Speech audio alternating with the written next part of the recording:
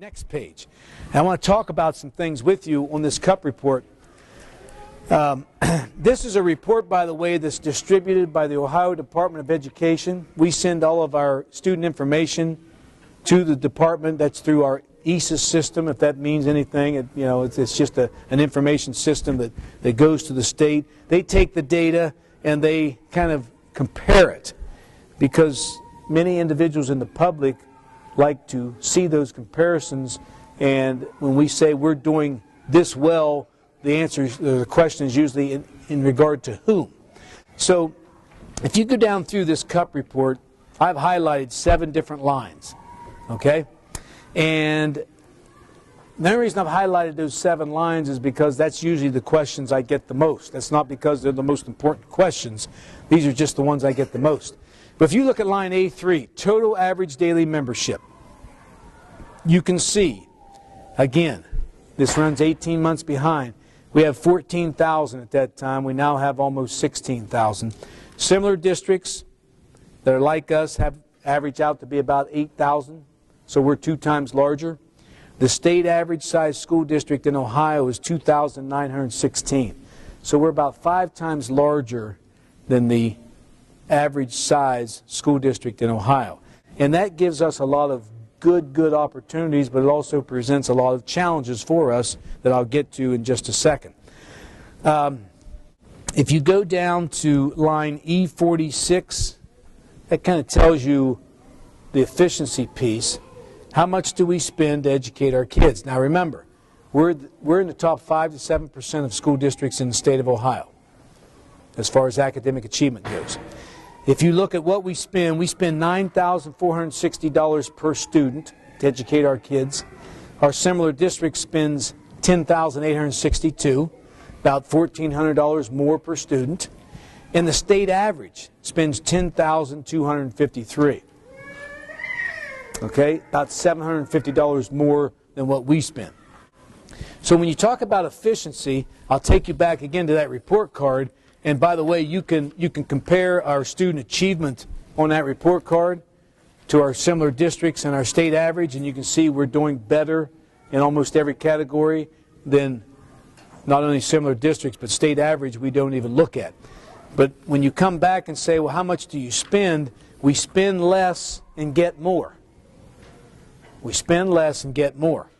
And I think that's the efficiency part that we like to talk about. But there's one other thing that we want to talk about in regard to levies coming up, and that is that growth piece.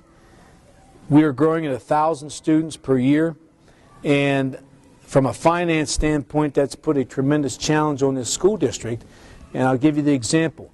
We get funded from the state of Ohio 5% of our funds. 5%. We have a $140 million budget. 5% of that's about $7 million. So we've been getting $7 million from the state of Ohio to educate our kids for the last 5-6 years, since 2005. We've had a flat line of funding. 05, $7 million, 06, $7 million, 07, $7 million, so on and so forth. What has changed since 2005 has been our student population. 05 to 06, we added 1,000. 06 to 07, we added 1,000. Now I'm saying 1,000, it could have been 900 one year, it could have been 1,100 one year, but we've averaged roughly 1,000. So our enrollment looks like this, our funding from the state looks like this. It's flat. Now the reason that presents a tremendous challenge or burden on all of us here is, guess who's made up the difference between that flat funding of $7 million a year and an additional 6,000 students over that time, times 9,000 a year is about $54 million. Who makes up the difference? We do. That's right. The local property owner. So when people ask me, why do you keep coming back every 3-4 years for more money? Don't you know how to manage your money? The answer is, well, yeah, we know how to manage our money, but there's something happening here that doesn't happen anywhere else, and that's that student growth. I want you to think of it this way. 1 mil, when we put millage on the ballot, 1 mil that we put on the ballot generates roughly $3 million for us. 1 mil. Okay? Every year, 1,000 new students enter at $9,000 apiece. That's $9 million. All right? That's 3 mills. That's 3 mills just to pay to educate the new kids coming in. 3 mills, at the count educating the kids that are already here. That's 3 additional mills. In 3 years, if you add 3,000 students, which is what we've been doing, you need 9 additional mills just to educate the new kids coming in. So when people say, geez, it seems like you're coming back for like 8 mills, 7 mills, 9 mills every 3 years, the majority of reasoning behind that is the tremendous growth that we have. That's the majority of the reasoning behind that.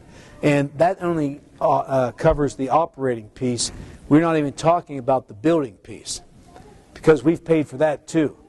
I don't know if you realize this or not. We have 21 buildings in the district right now. We're opening 2 more this upcoming school year, which will make us 23.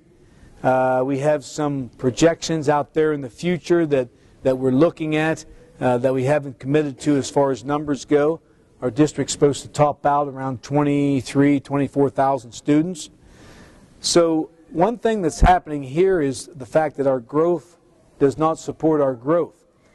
Logically speaking, you would think that for every new student that comes into our district, the state would give us more money. You would think so. That doesn't happen. In fact, the state's giving us less. And in fact, next year they're talking about anywhere from a 20 to 30% reduction on what we're already getting, which we're not getting a whole lot. So we will continue to grow, it looks like, and the reason we continue to grow is the fact that parents want to have great opportunities for their kids to get a piece of this product that we produce. Which brings us to our next question, or our next point of discussion, and that would be levy. All right? We will be on the ballot in May, and if you look at the back page here, you can see a couple things. Now keep in mind, this back page is not updated. We started all this process actually August, September. So the page is an update, but the idea is, and we're talking about levy scenarios, and we pretty well have this down to a 7.9 mil levy, I think, in May, I know. Okay? So if you look at the far right of this table, you see what our current budget is. $144 million is our current budget. All right? If you go to the left of that next column, you also see that we have reduced the budget already.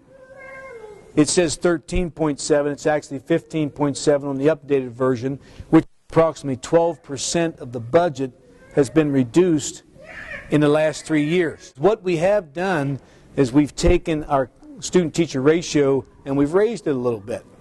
And by contract, we have to have a 24-to-1 average at the elementary, and at the middle school, high school, we have to have 25-to-1. So we've just pushed that up a little bit. We're not over 24, by the way, even though some of you have 27s and 28s, which means that probably somebody somewhere else have 21, 22s. I do hear when I go to these meetings from the people that have 27s and 28s. I usually don't hear from the ones that have 21s and 22s, right? So there is an average, and depending on the neighborhood and the school and where you're at and how many kids in that specific grade will be coming out of those neighborhoods, it can get to 27 and 28, and it can be at 21 and 22. But I think the point of that whole process is we've taken the economy of scale in the school district and used it to cut our expenditures. And if we push that student-teacher ratio, for example, up by 1 or 1.5 kids, we're able to save millions of dollars. Now, there have been some specific other cuts. Yeah, I mean, if you've had kids in the kindergarten, we've looked at that kindergarten piece and the busing piece. And if you've had kids in strings, we've taken that 4th grade and put it after school. And if you have kids at the high school level, we have trainers, for example, at the high school that we basically outsource those services. There have been a tremendous amount of things that we've done, but the bulk of those expenditure reductions have come from moving that student-teacher ratio. So you kind of go through, and it doesn't affect you like that, but it does affect you. And I want you to also know that we continue to look for efficiencies even after we pass a levy. Just because a levy passes does not mean the efficiencies are done. I'll give you a quick example on that. We're looking at AP courses right now. Not to eliminate them, by the way, only to make them more efficient. We have some AP courses. We may have 8 kids at Liberty in an AP course, 8 kids at Olentangy in an AP course, same AP course, 8 kids at Orange, all the same AP course. We're using 3 instructors right now. We have the ability, well, we will have the ability from a virtual classroom standpoint to be able to offer that at only one facility, one instructor,